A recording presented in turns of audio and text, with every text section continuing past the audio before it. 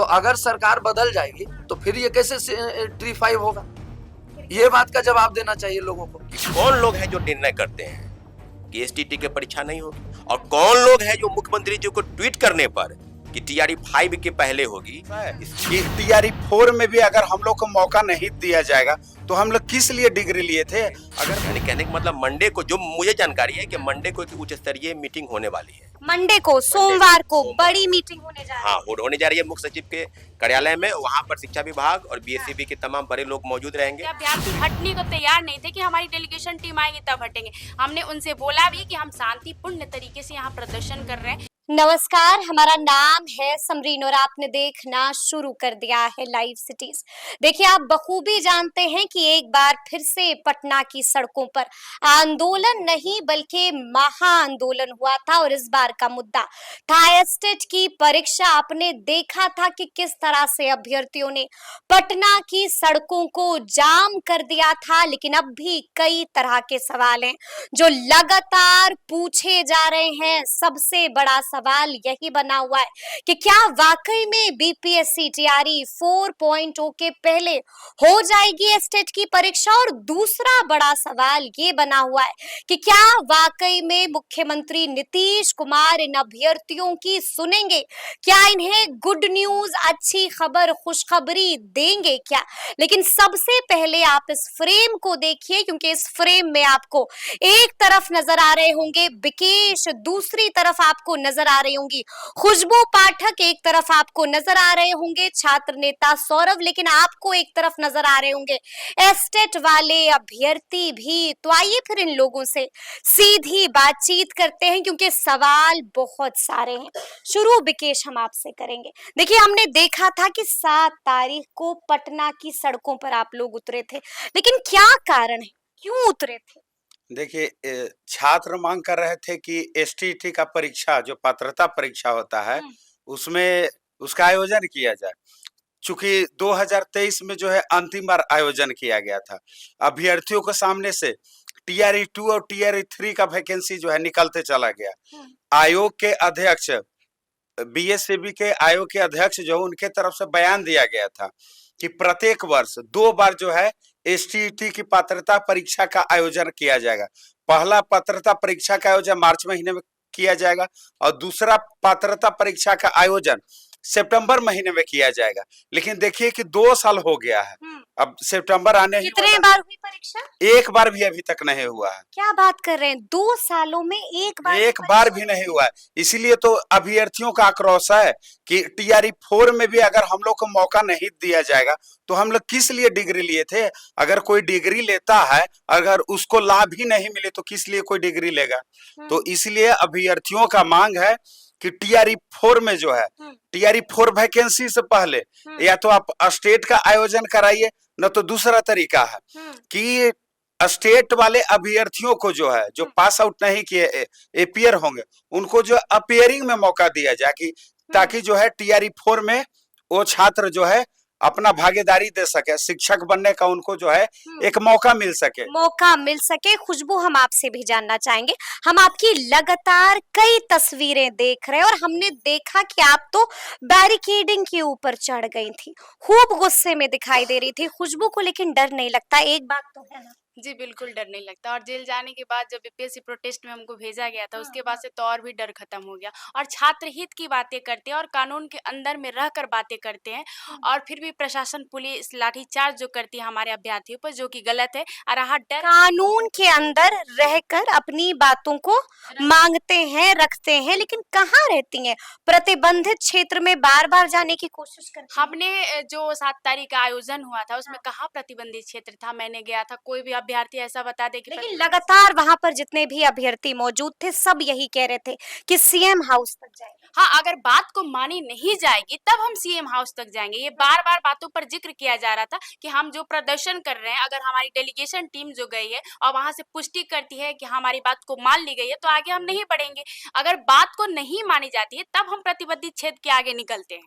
तब निकलती, हाँ, और इससे तब निकलती खुशबू। तब निकलना पड़ता है, मजबूरी बनती है, क्योंकि अभ्यर्थी का पीछे से प्रेशर रहता है कि आप आगे निकलिए, आगे निकलिए। अभ्यर्थी बात तक नहीं सुनते तो क्या किया जा सकता। और अपने सीएम से हम मिलने जाते हैं, अपनी बातों को रखने के जाते हैं, और कुछ मतलब ऐसा नहीं कि सीएम से मिलने जाती हैं तो सीएम से मिलने का बाज़ाब्ते एक प्रोसेस होता है, एक प्रोसीजर होता है जो फॉलो करना पड़ता है। जी बिल्कुल प्रोसीजर होता है, आप लेकिन तो बखूबी जानती हैं। जी, लेकिन जब हम लोग लेटर भेजते हैं अपने सीएम से मिलने के लिए या जनता दरबार में नंबर लगाते हैं, तो कितना महीना लगेगा, कितना साल रहता है, कोई अपडेट नहीं रहता। आप रिसीविंग लेकर बैठ कर ट्रेस करते रहिए, और कोई अपडेट नहीं है कि आप कब सीएम से मिल पाइएगा।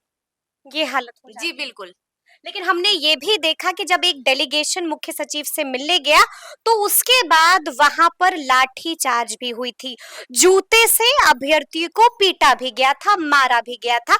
हम जानना चाहेंगे कि ऐसी क्या परिस्थिति वहां पर बन गई कि पुलिस को मजबूरन लाठी चार्ज करना जब जब वहां से हमारी डेलीगेशन टीम गई, 5 लोग जो गए हुए थे, सौरभ भैया भी गए थे। उसके बाद आकर जो वहाँ डीएसपी थे और जितने भी प्रशासन के लोग थे, हमसे आकर बोले कि आप अपने अभ्यर्थियों को हटाइए। हमने बोला कि जब तक हमारी डेलीगेशन टीम यहाँ नहीं आती है, तब तक हम लोग यहाँ से नहीं हटने का हट ही नहीं सकते। अभ्यर्थी हटने को तैयार नहीं थे कि हमारी डेलीगेशन टीम आएगी तब हटेंगे। हमने उनसे बोला भी कि हम शांतिपूर्ण तरीके से यहाँ प्रदर्शन कर रहे हैं, आगे बढ़ने की मतलब योजना भी नहीं है, हम यहीं रुके हुए, जब तक वो लोग आते तब तक हमें यहाँ रुकने दिया जाए। बस इतना बोलने के बाद बोले प्रशासन बोलती है कि आप यहाँ रहिए, कोई दिक्कत नहीं है, लेकिन अपने अभ्यर्थियों को यहाँ से निकलने के लिए बोलिए। बोले हम नहीं बोल सकते हैं, क्योंकि हमारी मजबूरी है, जब तक डेलीगेशन टीम नहीं आएगी तब तक हम लोग यहाँ से नहीं निकलेंगे। उससे कुछ ही देर बाद मार लातम जूती डंडा डंडी सब स्टार्ट हो गया। जी बिल्कुल, प्रशासन इतनी तानाशाही हो गई है। यानी कि आप कह रही हैं कि आप लोगों ने कुछ नहीं किया? बिल्कुल नहीं। आप जो वीडियो वायरल हो रहा है, आप लोग तो देख भी रहे होंगे, जैसे बोला जा रहा है कि कंधे पर जूता फंस गया था। अब बताइए कंधे पर जूता कैसे फंस गया था? कंधे पर आप बताइए कि कंधे पर जूता कैसे फंस सकता है? भाई जो लोग बोल रहे हैं कि जाकर कंधे पर जूता फंस गया था, जो भी एसपी हो, वो कैसे फंस गया भाई? कंधे पर जाकर सीधे पैर कैसे फंस जाता है? कैसे फंस जाता है? सौरभ, ये पेपर क्या है? क्योंकि इस पेपर का जिक्र आप ऑफ कैमरा भी कर रहे थे, क्या है ये पेपर? ये पेपर है माननीय उच्च न्यायालय का दिशा निर्देश है। उन्होंने शिक्षा विभाग को एक पत्र भेजा था 25 अप्रैल को कि हाई कोर्ट ने एक पत्र भेजा। हाँ, हाई कोर्ट ने एक पत्र भेजा। जो पिटिशनर थे, जो एसटीटी अभ्यर्थी जिन्होंने कंप्लेन किया था कोर्ट में आदेश के लिए कि भाई हम लोग इतने दिन से बैठे हुए हैं, 2023 की अधिसूचना वाली जो है एसटीटी 2024 में हुई, और सरकार का भी स्पष्ट निर्देश है, एनसीटी और यूजीसी का गाइडलाइन है कि शिक्षक बनने के लिए पहले जो पात्रता होती है वो होनी चाहिए। अब टीचर एलिजिबिलिटी टेस्ट ही आप नहीं ले पा रहे हैं, तो फिर टीचर बहाली में कैसे मौका मिलेगा? समरीन जी, पूरी तरीके से इसमें कोई गलत विषय नहीं है। ये साल कौन सा है? ये इसी साल का है, 25 अप्रैल, पत्र संख्या 234। जब अभ्यर्थी इसी पत्र को लेकर जब शिक्षा विभाग गए, शिक्षा विभाग ने कहा हमने तो बीएसएबी को पत्र भेज दिया है। अच्छा, जो शिक्षा विभाग ने ऐसा कहा? शिक्षा विभाग द्वारा ही पत्र भेजा गया है।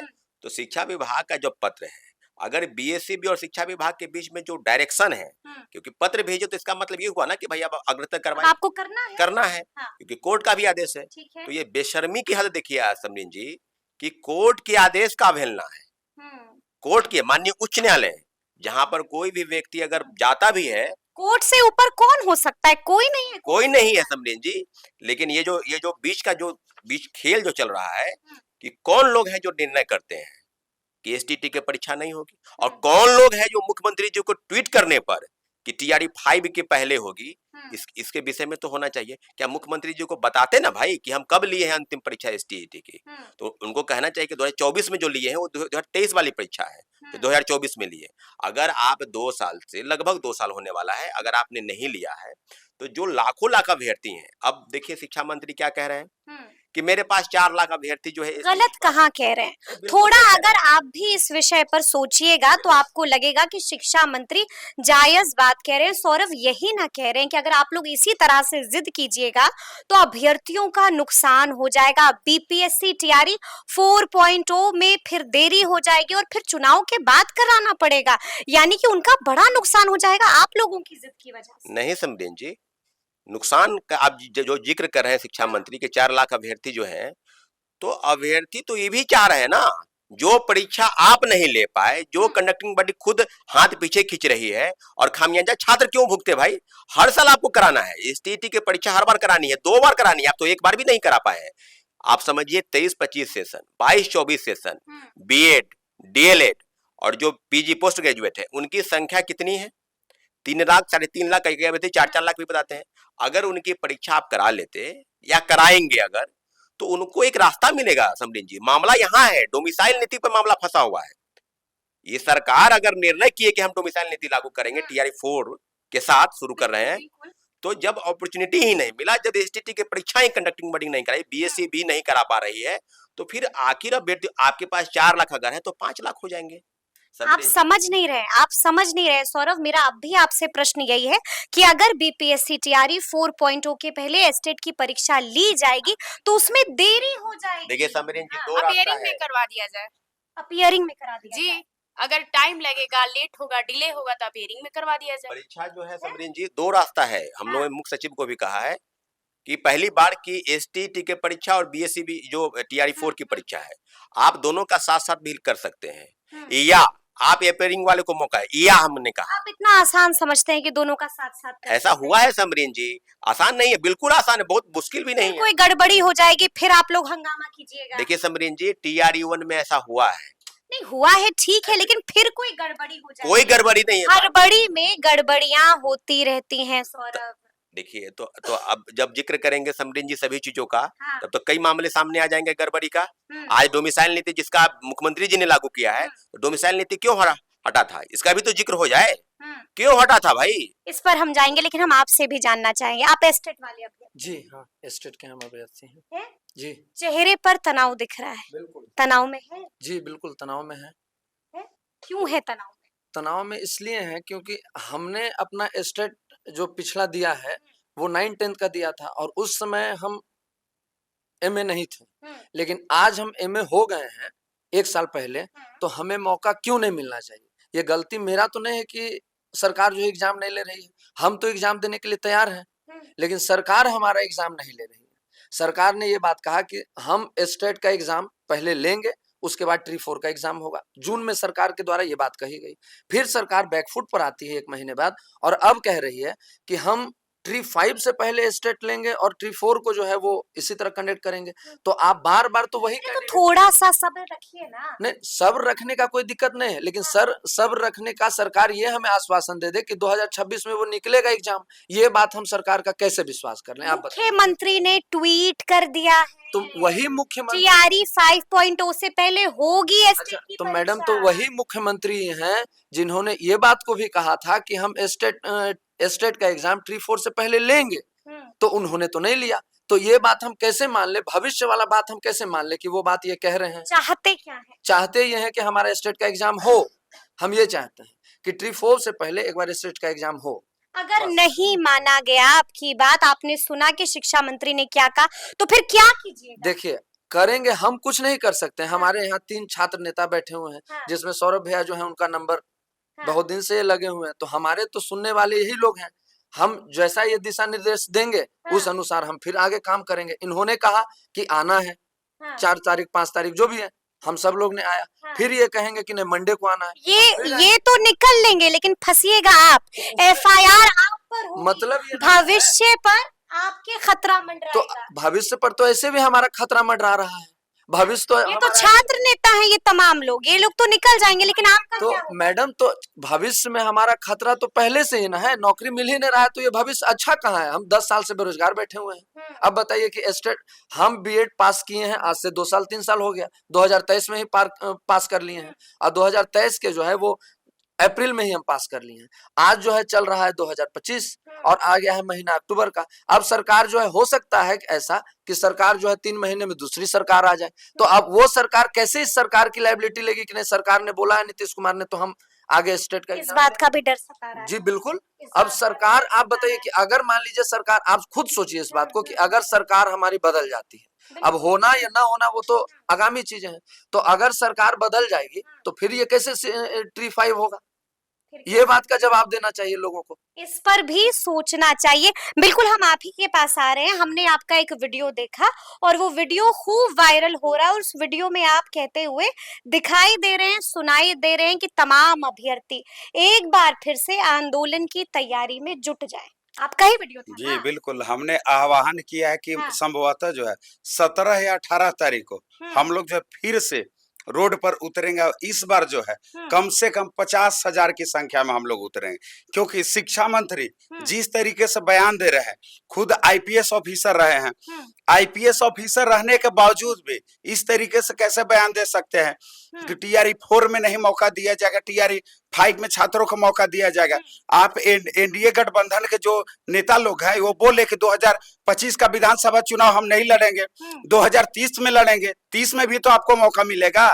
इस बात से अगर वो सहमत होते हैं तो आप पूरे अभ्यर्थियों को मना लेंगे, रोड पर जो है हम नहीं उतरेंगे। बात सिंपल यानी सी कि बात। डर वर नहीं लगता है। डर साफ साफ कह रहे हैं कि 17 या 18 तारीख को एक बार फिर से बिल्कुल होगा। हम छात्रों को पहले ही मुख्य सचिव पर भी भरोसा नहीं है, हम लोगों को किसी पर भरोसा आप नहीं ही है। के साथ ही मिलकर आए हैं। मिल करके आए ठीक है, लेकिन देखिए हम लोग लोकतांत्रिक तरीके से हम लोग आंदोलन करते हैं। हमने अपने गरिमा को रखा है, जैसा अपनी वजह से दूसरों के भविष्य पर खतरा मंडराएगा, आपके ही वजह से। दूसरों का भविष्य कैसे खतरा मंडराएगा?